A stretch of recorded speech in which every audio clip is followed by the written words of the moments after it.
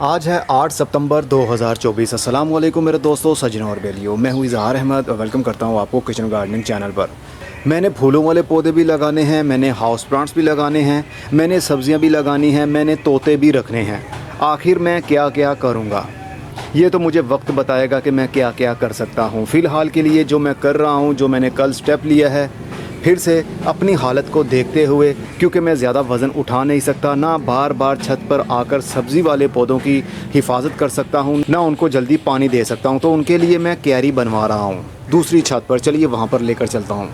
और हाँ, ये भी बता दूँ, जो लोग ऑर्डर कर रहे हैं हमें, मेरे व्हाट्सएप के ऊपर काफ़ी मैसेजेस आ रहे हैं आप लोगों के कि ये भी ऐड कर दें, ये भी ऐड कर दें। असल में सबसे आसान आपके लिए भी और मेरे लिए भी यही रहेगा कि आप वेबसाइट hamzaexpress.com पर जाकर ऑर्डर प्लेस कर दें और उसका स्क्रीनशॉट लेकर मुझे मेरे व्हाट्सएप नंबर पर सेंड कर दिया करें, क्योंकि मैं फ़ाइनल मास्टर हूं और पीछे से नज़र रखूंगा आपका ऑर्डर आपको मिला है या नहीं, या फिर कब मिलेगा।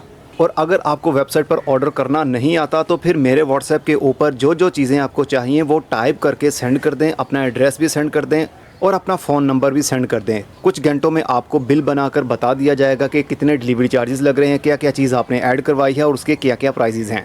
व्हाट्सएप के ऊपर सिंगल सवाल के जवाब देने पर काफ़ी टाइम लगता है, काफ़ी लोगों के मैसेजेस होते हैं मेरे पास, तो इसलिए समटाइम तो 10 घंटे भी लग जाते हैं एक बंदे को रिप्लाई करने में। तो रिक्वेस्ट यही है कि आप वेबसाइट पर ऑर्डर कर लें, अगर नहीं तो जो आपको कैटलॉग सेंड की जाती है उसमें से जो भी आपने लेना है वो टाइप कर दें व्हाट्सएप मेरे नंबर पर और अपना एड्रेस भी मेंशन कर दें। कुछ देर में या कुछ घंटों में आपको टोटल बिल बता दिया जाएगा। आप डन करेंगे तो आपका पार्सल डिस्पैच करवा दिया जाएगा। इंशाल्लाह मंडे से ये काम शुरू हो जाएगा। चलिए, ये इस साइड पर सारे ही ग्रो बैग्स पड़े हुए थे स्टैंड के ऊपर। कल मैंने सारे बैग्स को हटवा कर पीछे किया है और यहाँ पर जगह देखिए कितनी नीट एंड क्लीन हो चुकी है। अब मैं यहाँ पर क्या करने वाला हूँ, फ़िलहाल तो धूप भी बहुत ज़्यादा निकली हुई है, फटाफट से आपको बताता हूँ। ये देखिए जनाब, ये क्यारी जिस तरह मैंने 2013 में बनाई होती थी, दूसरे टेरेस पर आपने देखा भी था, वो मैंने ख़त्म कर दी थी। लेकिन अब देखूँगा अपनी सेहत के हिसाब से कि मुझे कम से कम मेहनत करनी पड़े पानी लगाने पर, पौधों की गोडी करने पर, सकरा। तो यहाँ पर मैं 2 फुट चौड़ी क्यारी बनवाने वाला हूँ।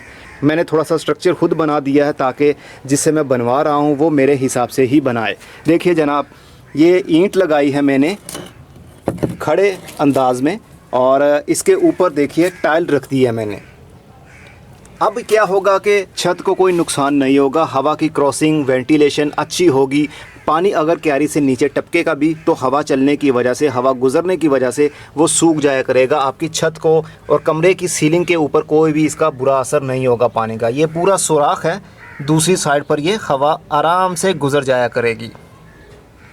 तो इसी तरह ये ऊपर मैंने टाइलें लगा दी हैं। अब टाइलों के ऊपर ये देखिए, अब ये टाइलें हैं, इनके ऊपर इस तरह ईंटें आएंगी, इस तरह।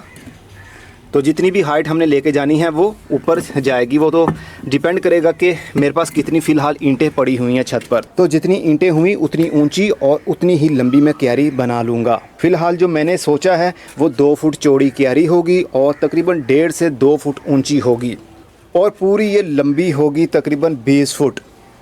और इसके अंदर ही हम सब्ज़ी वाले पौधे और सीज़नल फूलों वाले पौधे लगाया करेंगे, क्योंकि ग्रो बैग्स के अंदर पानी बहुत जल्दी खुश्क हो जाता है, भले वो मिट्टी के गमले ही क्यों ना हों।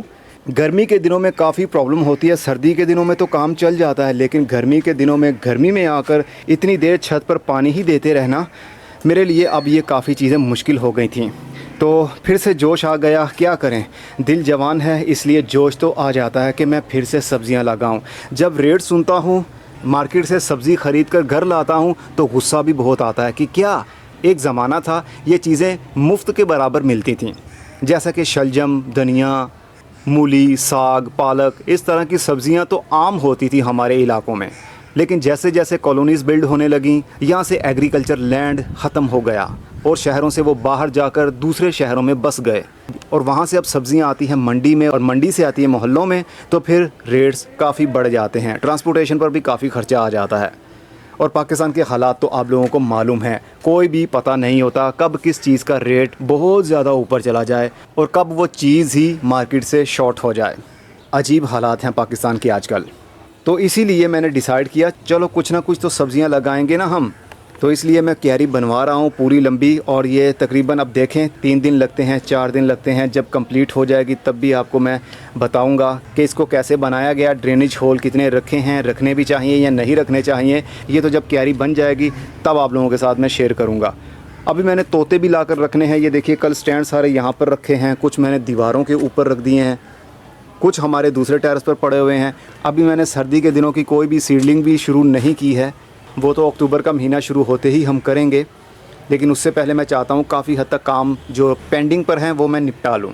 अभी तोते भी लेकर आने हैं, वो भी रखने हैं। काफ़ी सारा काम है छोटा छोटा सा, जिसको इकट्ठा किया जाए तो बहुत ज़्यादा बड़ा काम बन जाता है। तो ग्रो बैग्स को आगे करके रख लिया है। ग्रो बैग्स की मिट्टी और कपड़ा अपनी जगह से हिल गए हैं। ये आप देख सकते हैं, ग्रो बैग्स के कपड़े को जब हम खींचते हैं तो फिर सलवटें पड़ जाती हैं इसमें, जिस वजह से पानी अगर देंगे तो वो फौरी एकदम से ग्रो बैग के सुराखों में से बाहर निकलना शुरू हो जाएगा। लेकिन जैसे जैसे मिट्टी दोबारा से सुराखों के अंदर फंस जाएगी तो फिर पानी बाहर नहीं निकला करेगा। लेकिन अब मैं ग्रो बैग्स का इस्तेमाल कम कर रहा हूँ, क्योंकि मैं अपनी सेहत के हिसाब से ही अब काम करने वाला हूँ, जिसमें मेहनत कम से कम करनी पड़े।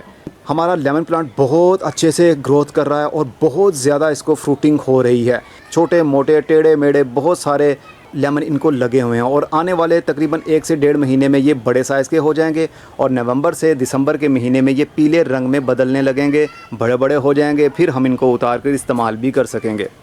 और जो ये क्यारी मैं बड़ी बनवाऊँगा, इसमें फल वाला कोई पौधा नहीं लगाऊंगा, जैसे अंजीर का पौधा या लेमन प्लांट, इस तरह का कोई पौधा दरख्त वाला मैं नहीं लगाने वाला। क्योंकि दरख्त वाला पौधा अगर मैंने क्यारी के अंदर लगा दिया तो वो बहुत जल्दी बड़ा भी हो जाएगा, और दूसरे नंबर पर जब उसकी रूट्स मोटी होती हैं, टैब रूट्स बनती हैं, तने मोटे होते हैं, तो क्यारी की दीवारें फट जाती हैं। ये एक्सपीरियंस मैंने करके देखा है, इसीलिए तो मैंने क्यारी को ख़त्म कर दिया था जब हमारे इस टेरेस के ऊपर क्यारी लंबी सी बनी होती थी। इसके अंदर अंजीर का पौधा भी था, इसके अंदर आम का पौधा भी था, इसके अंदर बड़े साइज़ वाला ऑस्ट्रेलियन लेमन प्लांट भी था, और अंगूर की बेल भी थी, और कड़ी प्लांट भी था।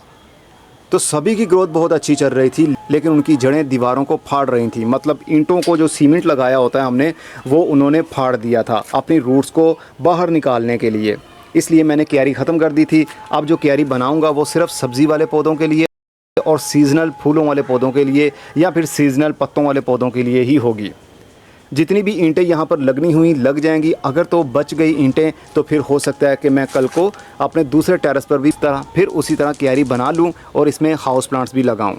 तो अगर आप भी बचना चाहते हैं, ज़्यादा मेहनत नहीं कर सकते और छतों पर ही आपने गार्डनिंग करनी है, वो भी वेजिटेबल गार्डनिंग, तो फिर आपको क्यारियाँ बनानी पड़ेंगी।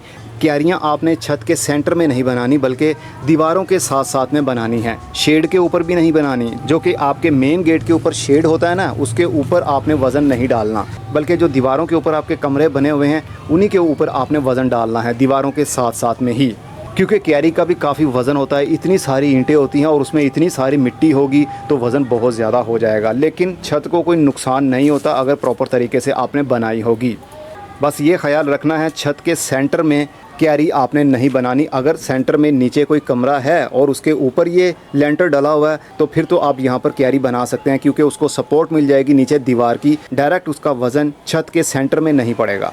तो यही एक आखिरी हल था मेरे लिए कि मैं सब्ज़ियां भी लगाना चाहता हूं और मेहनत भी नहीं करना चाहता, तो फिर तो मुझे क्यारी पर शिफ्ट होना ही था। मैंने बहुत सारी अपनी मिट्टी भी सेल कर दी है। अब मिट्टी भी मेरे पास इतनी ज़्यादा नहीं है और मुझे नहीं लगता कि 20 फुट लंबी क्यारी जो कि 2 फुट चौड़ी होगी और तकरीबन 1.5 फुट गहरी होगी वो मिट्टी से भर पाऊँगा। उसमें मुझे सॉफ्ट मीडियम इस्तेमाल करना पड़ेगा, फिर से वही महंगा काम, क्योंकि अब मैं नर्सरी से मिट्टी लाकर छत पर नहीं चढ़ाऊँगा। मैं ज़्यादा वज़न छत पर नहीं डालना चाहता। अगर ज़रूरत पड़ी तो फिर सॉफ्ट मीडियम ही इस्तेमाल करूँगा, जैसे कोकोपीट, कंपोस्ट, पत्तों की खाद, राइस हस्क ऐश, पीट मॉस, इस तरह का मीडिया बनाकर एक पोटिंग सॉइल बनाऊँगा, और वो मैं अक्सर बनाता ही रहता हूँ। तो उन्हीं के अंदर हम सब्जियां भी लगाया करेंगे। अब मैं चलता हूं, और काइंडली अगर आप व्हाट्सएप के ऊपर मैसेज करते हैं तो मैसेज करके छोड़ दिया करें। जैसे ही मैं रीड करूंगा, हो सकता है कि 1 मिनट के अंदर ही रिप्लाई मिल जाए, हो सकता है कि 5 से 6 घंटे बाद रिप्लाई मिले। जैसे ही आपका नंबर आएगा आपको रिप्लाई मिल जाया करेगा। बार बार कॉल करने की भी ज़रूरत नहीं होती है, क्योंकि मैं कॉल अटेंड नहीं करता हूँ व्हाट्सएप के ऊपर, टाइम वेस्टिंग होता है वो। सबसे आसान तो यही है कि आप वॉइस मैसेज कर दीजिए या टेक्स्ट मैसेज करके छोड़ दें। जैसे ही मैं रीड करूँगा फौरी तौर पर आपको आंसर कर दूँगा।